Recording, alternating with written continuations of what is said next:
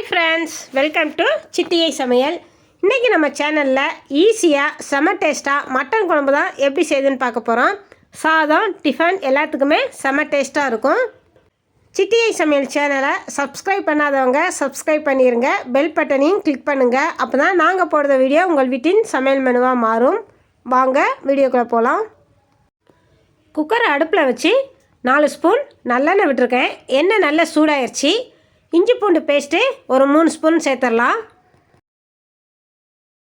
ரொம்ப வதக்க வேண்டாம், 1 நிமிஷம் லைட்டாக வதக்கிடலாம். வதக்கினதுக்கப்புறமா 3/4 கிலோ மட்டனை சுத்தம் பண்ணி எடுத்துருக்கேன். அதையும் இதோட சேர்த்துடலாம். மட்டனோட 100 கிராம் சின்ன வெங்காயத்தை 1 ஸ்பூன் ஜீரகம் சேர்த்து மிக்சியில் 1-2 அரைச்சி எடுத்துருக்கேன். அதையும் சேர்த்துடலாம். 10 நிமிஷம் வதக்கிடலாம்.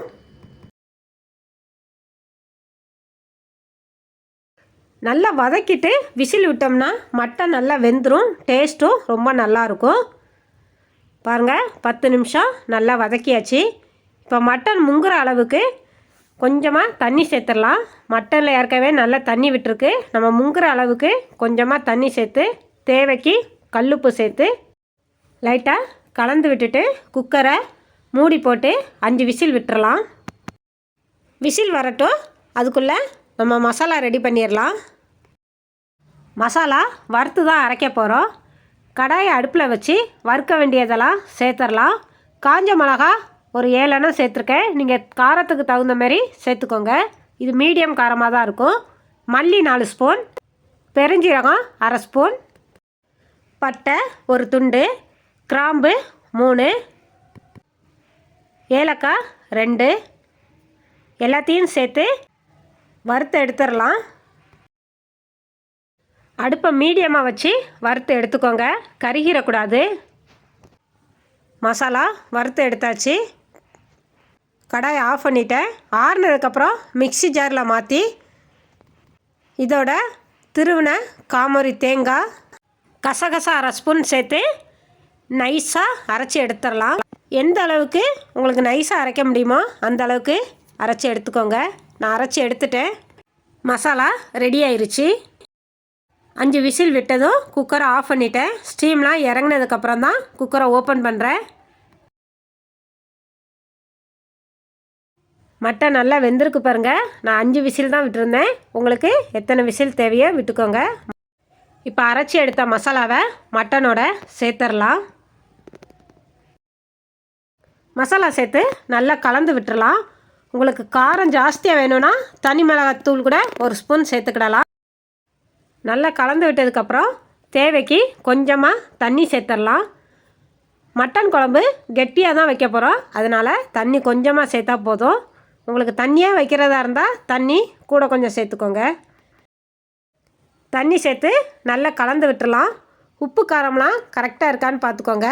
எனக்கு காரம் எல்லாம் கரெக்டாக இருக்குது. உப்பு கம்மியாக இருக்கிறதுனால கொஞ்சம் கல்லுப்பு மட்டும் சேர்த்து நல்லா கலந்து விட்டுறலாம். 10 நிமிஷம் மூடி போட்டு அடுப்பில் வச்சிடலாம். 10 நிமிஷம் ஆயிடுச்சு. ஓப்பன் பண்ணிட்டேன்.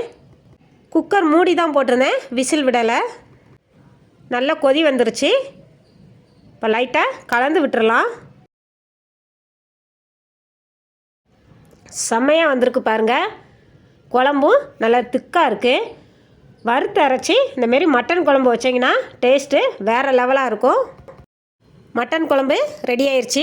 கொஞ்சமாக மல்லி இலை தூவி அடுப்பை ஆஃப் பண்ணிடலாம்.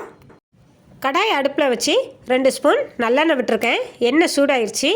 அதில் குட்டி குட்டியாக கட் பண்ண 4 சின்ன வெங்காயத்தை சேர்த்துடலாம். கூடவே ஒரு பிரிஞ்சி இலை சேர்த்துடலாம்.